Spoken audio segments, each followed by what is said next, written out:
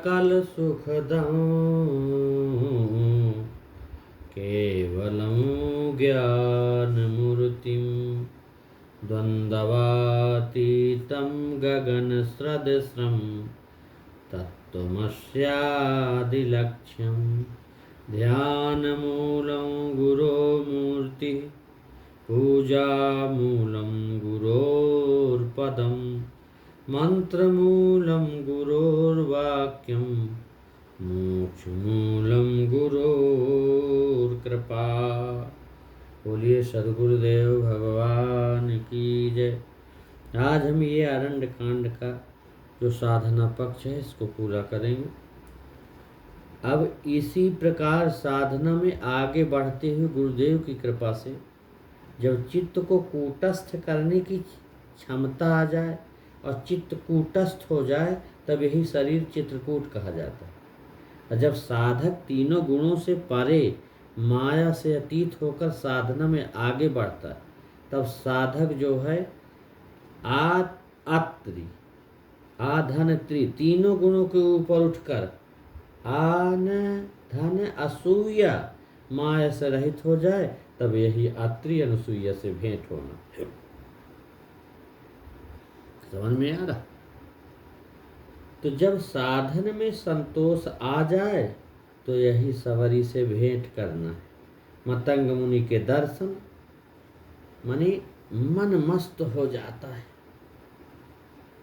तीव्रतर वैराग सुतीक्षण आ जाए तो यही सुतीक्षण जी से भेंट होना है, जो सब तरफ से वैराग्य लेकर आत्मानंद में मस्त रहे। ऋषि कहते हैं कि कुंभ से तात्पर्य है कि साधक की कुंडलनी जागृत हो गई, उससे साधक अनेक शक्तियां व षड्विकारों के समनार्थ अनेक दिव्यास्त्र और दिव्य शस्त्र प्राप्त किए। तो यद्यपि ब्रह्म अखंड अनंता अनुभव गम्य भजहि जहि संता अस तब रूप बखानौ जानौ फिर सगुण ब्रह्म रतिमानो। यहाँ अगस्त जी के मुखार बिंद से स्पष्ट हुआ कि ब्रह्म के निर्गुण और सगुण दो रूप होते हैं। निर्गुण ब्रह्म अखंड अनंत है जो अनुभव में ही जानने में आता है और संतजन उसे ही भजते हैं। ऋषि वर मांगते हैं कि ऐसा आपका जो रूप है उसे मैं जानूं और उसका बखान करूं और सदा सर्वदा आपकी इस वर्तमान सगुण रूप में मेरा प्रेम बना रहे।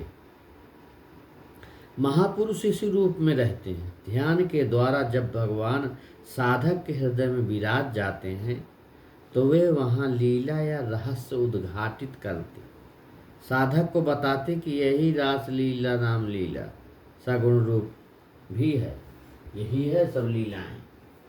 अब पंचवटी में निवास जो राम जी करते हैं, ऋषि जी श्री राम जी को पंचवटी में रहने की आज्ञा देते कि क्षिति जल पावक गगन समीर, क्षिति जल पावक गगन समीरा से भाई ये निर्मित है मानव तन ही पंचवटी 5 तत्व से बना है, ये पंचवटी है। आदेश हुआ कि इसी शरीर में रहकर साधना करें, इसके बाहर माया में न जाए, यही पंचवटी में निवास है। जटायु मुंह को कहते हैं क्योंकि मुंह साधक की दाढ़ी अमूछ और जटाओं के बीच रहता है। यह वाणी द्वारा साधक की रक्षा करता है। जैसे कहता है कि साधक को कंचन कामनी और कीर्ति में नहीं फंसना चाहिए, सदा भजन ध्यान में लगा रहना चाहिए। जो साधक इसे मान लेते हैं बच जाते हैं, जो नहीं मानते फंस कर मर जाते हैं, पतित हो जाते हैं, गिर जाते हैं। तो श्री गुरुमुख से निकले उपदेश ही जटायु का कथन है। यह अवस्था आने पर साधक को सदा मनन चिंतन निधिध्यासन ये सब जप करते रहना चाहिए और चित्त वृत्ति को कंचन कामनी की तरफ नहीं जाने देना चाहिए, क्योंकि लिखा है रामायण में कि गोचर जहाँ लगी मन जाई, सो सब माया जान्यो भाई। राम जी ने लक्ष्मण जी को बताया कि जहाँ तक इंद्री और विषय अंतःकरण मन की पहुँच है, वहाँ सब माया है। इससे सिद्ध हुआ कि अयोध्या, काशी, गया आदि जितने तीर्थ हैं जिनमें हम देख सुन व स्पर्श कर सकते हैं, ये सब माया है। यह भी सिद्ध है कि मानस में जो वर्णन अयोध्या, काशी, मथुरा आदि तीर्थ, ये जो अलौकिक तथा सब हमारे शरीर के अंदर ही हैं, बाहर नहीं। बाहर सर्वत्र जो भी है वो प्रकृत माया ही है, कुछ भी नहीं। अब यहाँ शूर्पणखा आगे आया है कि माया की परीक्षा लेने आए। वह कुमारी है, क्योंकि उसे कोई पराजित नहीं कर सकता, उसे केवल विवेक ही पराजित कर सकता। विवेक कौन है? लक्ष्मण। इसी लक्ष्मण विवेक ने पराजित किया। नकटी होकर अपने भाई खर, माने खर क्या है? राग। दूसरा क्या है? द्वेष। तीसरा क्या है? तीनों गुण। ये सब मोह रूपी रावण की चौकियां हैं, जो हर साधक और हम सबके चारों तरफ लगी। अवसर पाकर हम सबको, साधकों को विशेष रूप से पतित करना चाहती है।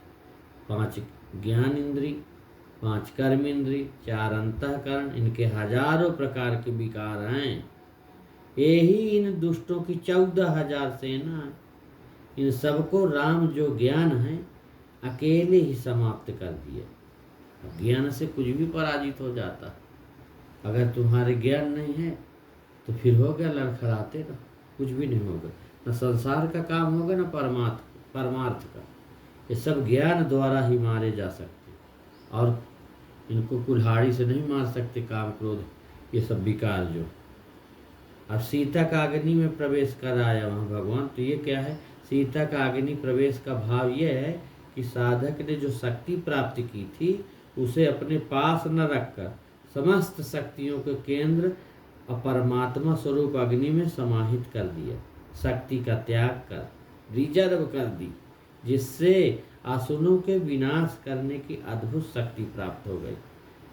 खर आदि असुरों पर विजय के बाद सुर 14 अधिदैव मुनि मनन की उच्चतम अवस्था, नर विषयों में रमण न करने वाले ऋषि, आत्मा का रस आनंद प्राप्त करने वाले, ईश्वर साधना में लगे भाव सभी निर्भय हो गए। सीता जी ने अपने रूपशील गुण वाली छाया सीता को अपने स्थान पर रख दिया। इसके पूर्व श्री राम ने कहा था कि सुनहु प्रिया व्रत रुचिर सुशीला, मैं कछु करब ललित नर लीला। यहाँ ये स्पष्ट बताते हैं कि थे तो मनुष्य शरीर में, किंतु वास्तव में परमात्मा थे। अगर नर ही होते तो नरलीला करने को क्यों कहते? अर्थात थे तो भगवान, किंतु मानव शरीर होने के कारण मानवोचित, एक मानवोचित ढंग से क्रियाकलाप करते हैं कि जिससे मनुष्य को ये भान न हो। तुम पावक महु करहु निवासा, जब लगी करो निशाचर नासा। शरीरस्थ षड्विकारों को मारकर कोई भी परमात्मा हो सकता है। जीवात्मा जो विभीषण, जो परमात्मा का शुद्ध अंश है, अपने अंश ही परमात्मा से मिलकर खुद भी वही परमात्मा बन जाता है। जैसे सोई जाने जेहिं देहु जनाई, जानत तुम्हें तुम्हें होई जाई। यहाँ यह बात स्पष्ट है कि सीता कोई लौकिक स्त्री नहीं है, क्योंकि शरीरधारी कोई भी अग्नि में जीवित नहीं रह सकता। इससे सीता योग साधना के द्वारा प्राप्त एक दिव्य अलौकिक शक्ति है, कोई स्त्री नहीं है। सुपर्णखा जो है, माया ने रावण को प्रेरित किया। सुपर्णखा रूपी माया जो आई थी वो रावण को प्रेरित किया। रावण मारीच के पास गया। रावण मरीच के पास सिंधु तट पर अकेला गया और सीता हरण की योजना बनाई। मारीच श्री राम कुटी के पास में जाकर कपट मृग बन गया। तो कबहु निकट पुनि दूर पराई, कबहु को प्रगटय कबहु छिपाई। प्रगटत दूरत करत छल भूरी, यही विधि प्रभु ही लय, यही विधि प्रभु ही लय, कैसे है, यही विधि प्रभु ही गयो लय दूरी। यहाँ मन ही मृगा है और मृगा माया है, अर्थात मन में सोने या धन का भाव आ गया कि सोना मिल जाए, पैसा मिल जाए, तो यह हो जाए, वह हो जाए तो अच्छा रहेगा। यह भाव मन में आने लगा। कभी यह भाव आए, कभी भजन हो, कभी भजन छूट जाए। सोने धन का जो चिंतन होने लगे तो धीरे धीरे भजन फिर घटने लगता है और सुवर्ण या धन वैभव का भाव बढ़ता आगे आगे।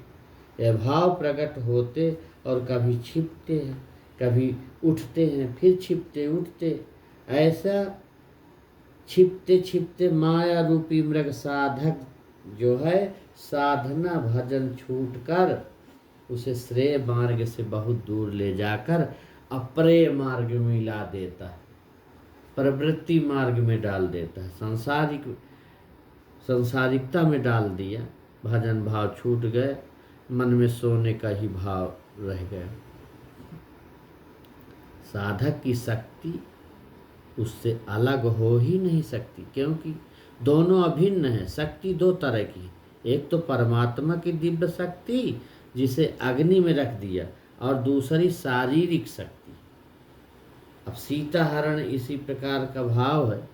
साधक के मन में सोने के प्रति मोह हो गया। साधक के मन में सोने के प्रति मोह हो गया। अमोह रावण का ही नाम है। कहीं किसी को आना जाना नहीं पड़ा।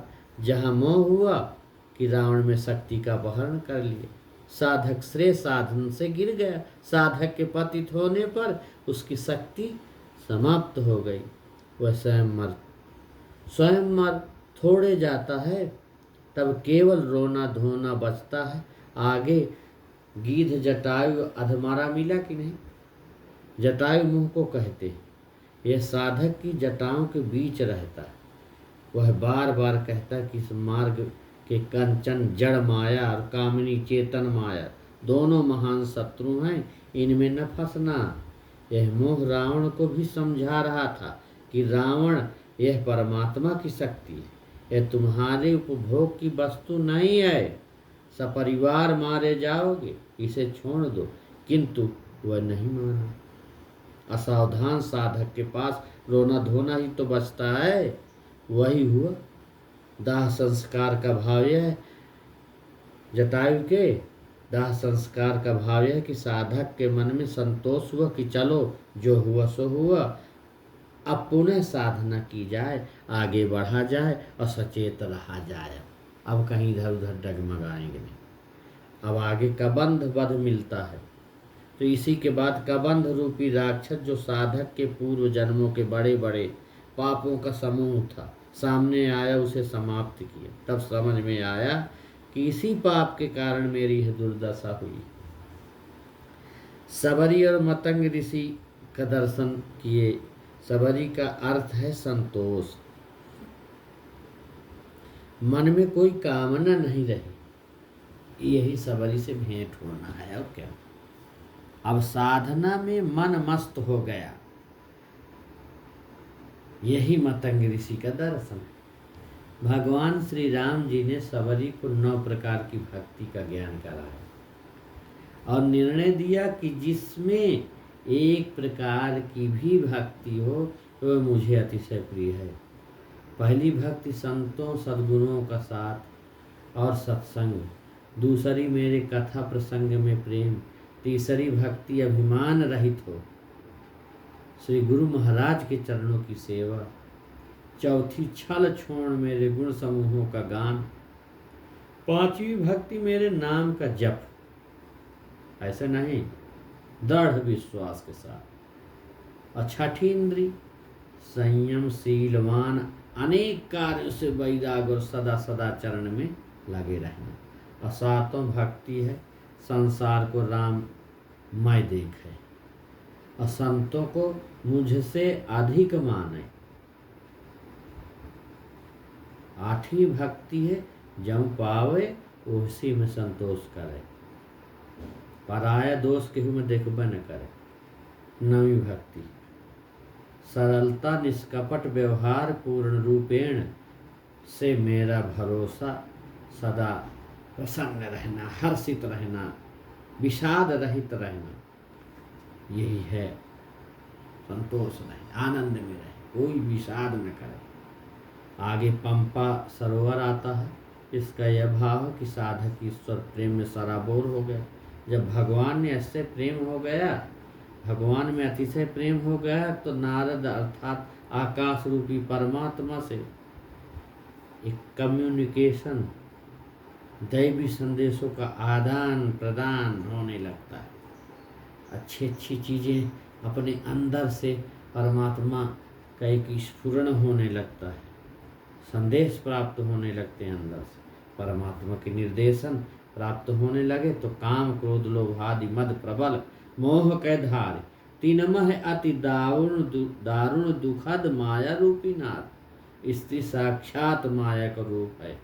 इसलिए यहाँ कामियों की दीनता और धीर पुरुष जो है, धैर्यवानों की स्त्री से वैराग्य त्याग की भावना दृढ़ करना चाहिए। भाव है कि यदि पुरुष भजन करता है तो उसके मार्ग में स्त्री माया महान बाधक है, और यदि कोई स्त्री भजन करे तो उसके लिए पुरुष भी महान बाधक है। धीर और कामी दो नहीं बल्कि एक ही साधक में दोनों रहते हैं। जैसे नारद को पतित करने जब कामदेव ससेन गया तो परम धीर रहे, और जब विश्व मोहिनी को देखा तो कामी हो गए। ये दोनों भाव साधक के हृदय आकाश की भावना है, स्थिति है। यहाँ बाहरी आकाश से मतलब नहीं है, अंदर का आकाश। बोलिए सदगुरुदेव भगवान की जय। अब आज का प्रसंग यहीं तक। कल किष्किंधा कांड से प्रसंग बताएंगे, किष्किंधा कांड लेंगे। आज ही विराम लेते हैं। आप लोग थोड़ा सा सीधे कमर करके उच्चारण करिए ओम का।